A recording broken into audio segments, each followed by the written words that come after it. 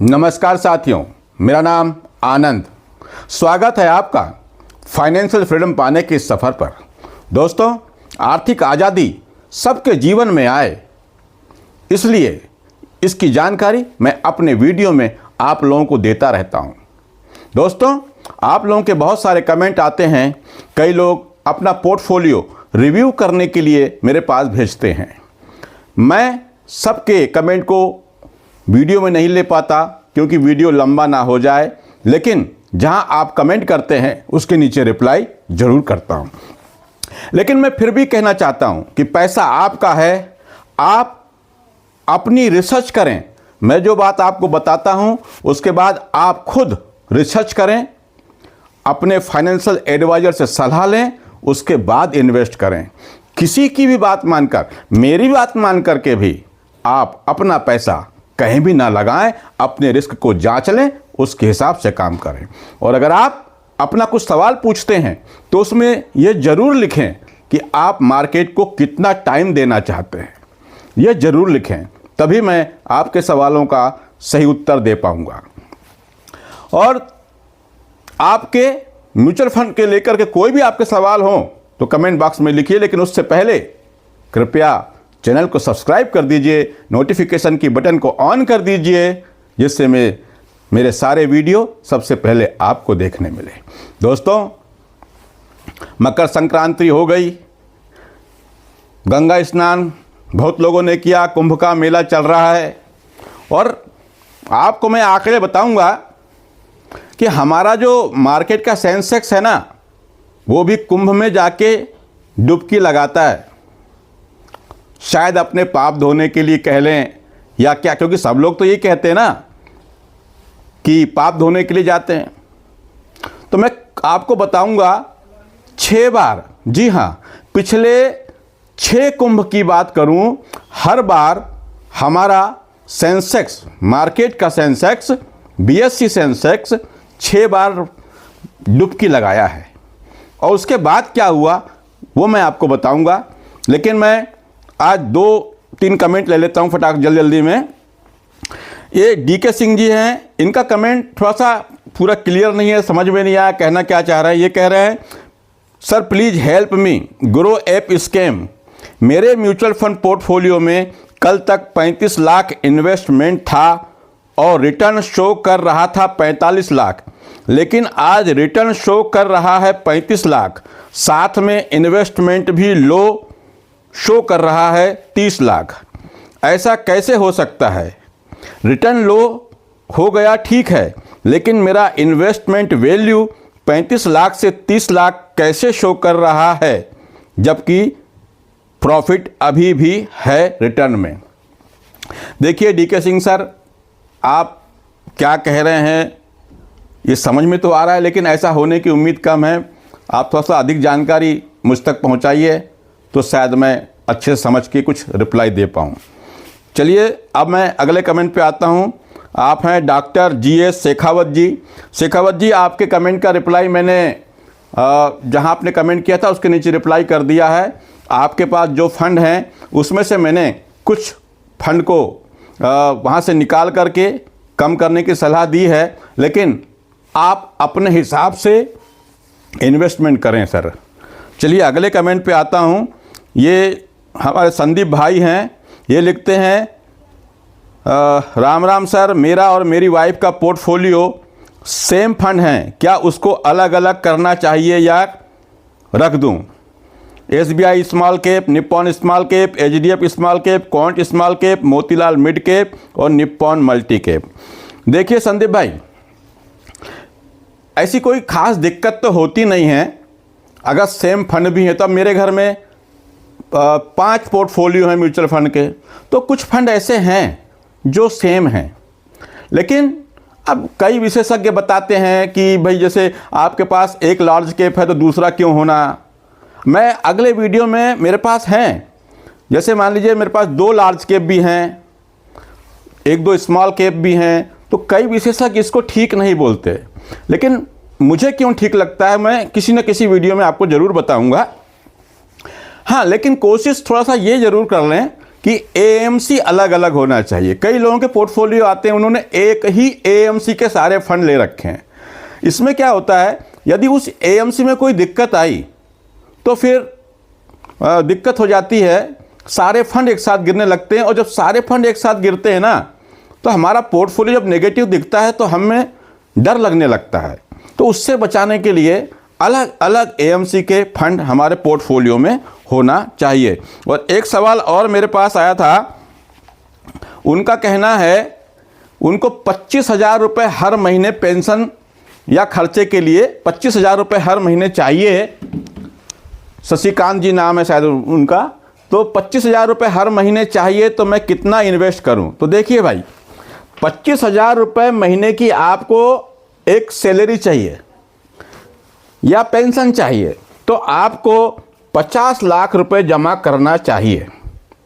अगर आपके पास 50 लाख नहीं है तो आप कुछ दिनों तक ये जो SWP है 25,000, इसको कुछ कम कर सकते हैं। या फिर जो मान लीजिए 30 लाख रुपया है, तो 30 लाख रुपए को आप म्यूचुअल फंड में डाल दीजिए और 2-3 साल उसको पड़े रहने दीजिए। उसके बाद आप इस तरह से ले सकते हैं। लेकिन मान लेते हैं कि आपने 50 लाख रुपया इन्वेस्टमेंट किया और हर महीने 25,000 रुपये निकालते हैं, और ये 25,000 रुपये आप लगातार 10 साल तक लेते रहते हैं, तो 10 साल में आप 25,000 रुपये के हिसाब से निकाल चुके होंगे 30 लाख रुपए। और 30 लाख रुपए निकालने के बाद भी आपका फंड का बैलेंस बचेगा 91 लाख रुपए। आपने 50 लाख लगाया था, 25,000 रुपये हर महीने ले रहे हैं, 10 साल तक लिए, 30 लाख रुपए आपने निकाल लिए, और उसके बाद भी आपका फंड लगभग डबल हो चुका है 10 साल में। कब? यदि आपके फंड ने 11.35% का रिटर्न बनाकर दिया। अब आप कहेंगे म्यूचुअल फंड में रिटर्न क्या गारंटेड है? बिल्कुल गारंटेड नहीं है, ये कभी कम ज़्यादा हो सकता है। तो क्या होगा, आपका ये जो अमाउंट है थोड़ा सा और कम हो सकता है।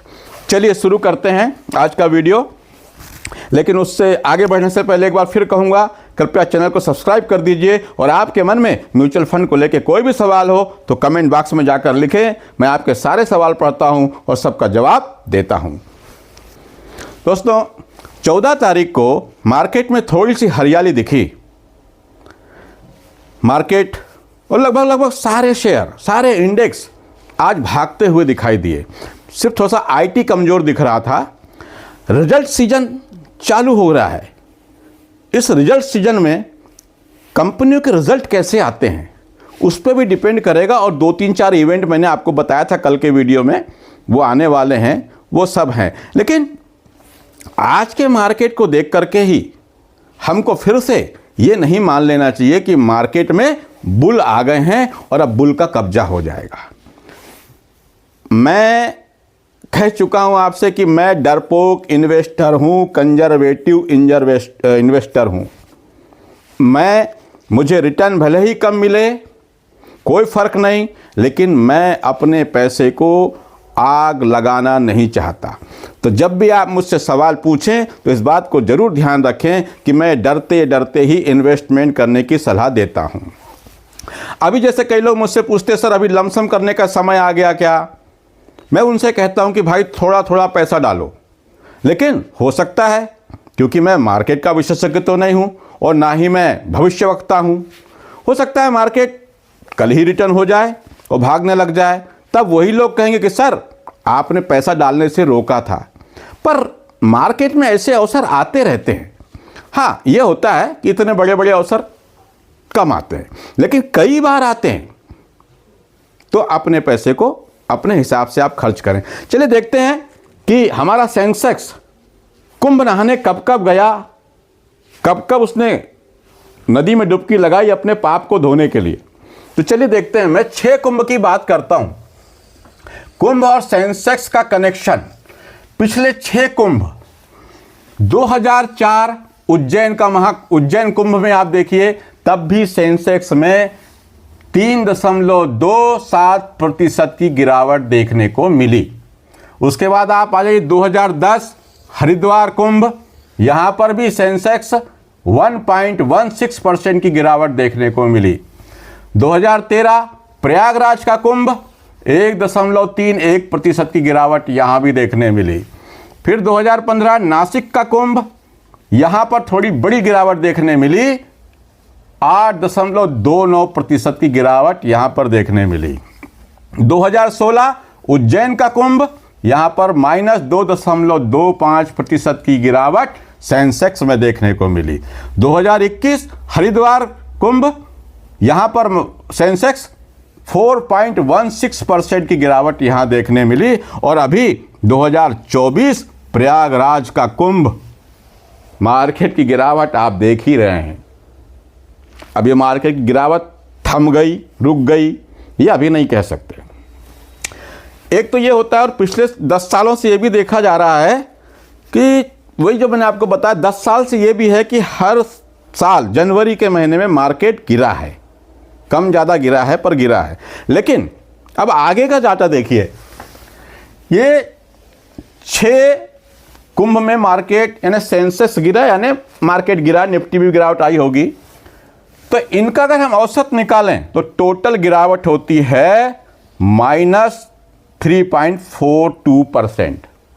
लेकिन जब कुंभ खत्म हुआ तो उसके 6 महीने बाद आप देखें, जब कुंभ का मेला खत्म होने के 6 महीने बाद का औसत रिटर्न जो बना के दिया वो 8% का बना के दिया। क्या कहेंगे आप? इसलिए मैं कहता हूं कि मार्केट गिरता है तो आगे चलता है। दुनिया में जो आया है उसको ऊपर जाना है ना, वैसे ही मार्केट को ऊपर जाना है। लेकिन अगर पूरी दुनिया ही ख़त्म हो गई, सब लोग ऊपर चले गए, तो फिर मार्केट का क्या काम? और जब ऊपर ही चले गए तो पैसे का भी क्या काम? फिर पैसा रहे ना रहे, क्या काम का? लेकिन मार्केट ऊपर जाता है। यहाँ पर भी देख लीजिए, ये औसत रिटर्न हमने निकाला 3.4, और जब कुंभ खत्म होता है तो उसके बाद 6 महीने में इसने रिटर्न दिया है 8% का बना के। ये सब पास्ट डाटा हैं, आगे क्या होगा कोई नहीं जानता। ये पिछले रिकॉर्ड की बात कर रहे हैं। अब ये मार्केट की गिरावट को और देख लें तो आपका डर खत्म हो जाएगा। देखिए, अच्छा, कई लोग कह रहे हैं SIP बंद कर दें, बहुत सारे कमेंट आ रहे हैं, तो उनसे मैं कहूँगा कि SIP बंद मत करें, म्यूचुअल फंड रिडीम ना करें। क्योंकि देखिए, आप यहाँ पर क्यों आए थे? हम सब तो यही कहते हैं कि मार्केट में अगर आपको 5 साल, 10 साल, 15 साल देना है तो ही मार्केट में आइए। और जब आप 5 साल, 10 साल, 15 साल के लिए मार्केट में आए हैं तो ये 6 महीने, 3 महीने की गिरावट से आप डर कर भाग क्यों रहे?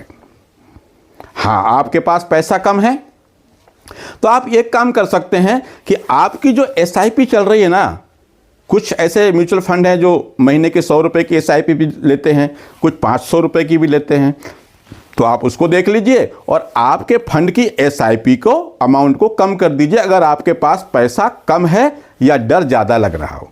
SIP अमाउंट कम कर दीजिए, आपका हर महीने पैसा कम कटना शुरू हो जाएगा। ये आप कर सकते हैं। या 3 महीने तक अगर हम SIP नहीं भरते हैं तो हमारा म्यूचुअल फंड अकाउंट जो होता है वो SIP बंद हो जाती है, पैसा कहीं नहीं जाता। 3 महीने लगातार अगर हमने SIP की किस्त नहीं डाली तो हमारा म्यूचुअल फंड वो जो SIP है वो बंद हो जाती है। इसलिए आप ये भी कर सकते हैं कि 1 महीना स्किप कर दीजिए, दूसरे महीने स्किप कर, तीसरे महीने डाल दीजिए, ऐसा भी आप कर सकते हैं। लेकिन यहाँ पे फिर ध्यान रखिएगा कि कई बार वो बैंक वाले क्या करते हैं, वो ज़्यादा चार्ज काट लेते हैं अगर SIP आपकी नहीं गई तो, उसको भी ध्यान रख लीजिएगा। तो उससे ज़्यादा अच्छा है कि आप SIP के अमाउंट को कम कर सकते हैं। मगर आपके पास पैसा है, अमाउंट बचा है, तो आप SIP कंटिन्यू करें, क्योंकि ऐसे गिरे हुए मार्केट में ही सस्ता माल मिल रहा है, सेल लगी हुई है, वही हमको उठाना है और वही प्रॉफिट देगा। तो चलिए मार्केट को भी देख लेते हैं। अब आप कहेंगे कि सर आप बार बार यही डाटा बताते हैं। भाई डाटा बदलता तो है नहीं, डाटा तो यही रहेगा, चाहे मैं बताऊं या कोई और वीडियो वाला बताए, डाटा तो वही रहेगा। लेकिन इस वक्त मार्केट की गिरावट में कुछ लोग हो सकता है मेरे पुराने वीडियो को देखे होंगे, कुछ नए व्यूवर्स भी हैं, उनके लिए भी ये चीज़ें ज़रूरी है। तो कुछ पुराने डाटा बताता हूँ निफ्टी 50 का। देखिए एक अच्छी बड़ी जो गिरावट हुई थी वो 2008 में हुई थी। तो 2008 में जो हमारा निफ्टी 50 था वो 3068 पॉइंट पर था, 3068 पॉइंट था। ये 2008 का क्रैश एक बड़ा क्रैश माना जाता है। तो 3068 पर जो निफ्टी था उसमें 2008 में गिरावट देखने मिली 2150 पॉइंट की। बहुत बड़ी बात है ये, यानी यहां पर देख लीजिए आप, मार्केट 50% से भी ज़्यादा टूट गया और ये 3068 वाला निफ्टी 918 पॉइंट पर आकर रुक गया।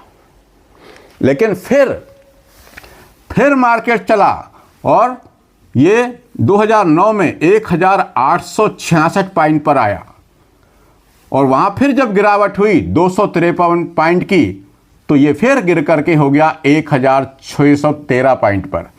फिर 2015 में देखें तब हमारा निफ्टी था 4422 पॉइंट पर और यहाँ पर फिर गिरावट देखने मिली 398 लगभग 400 पॉइंट की और निफ्टी हमारा फिर आ गया 4024 पॉइंट पर।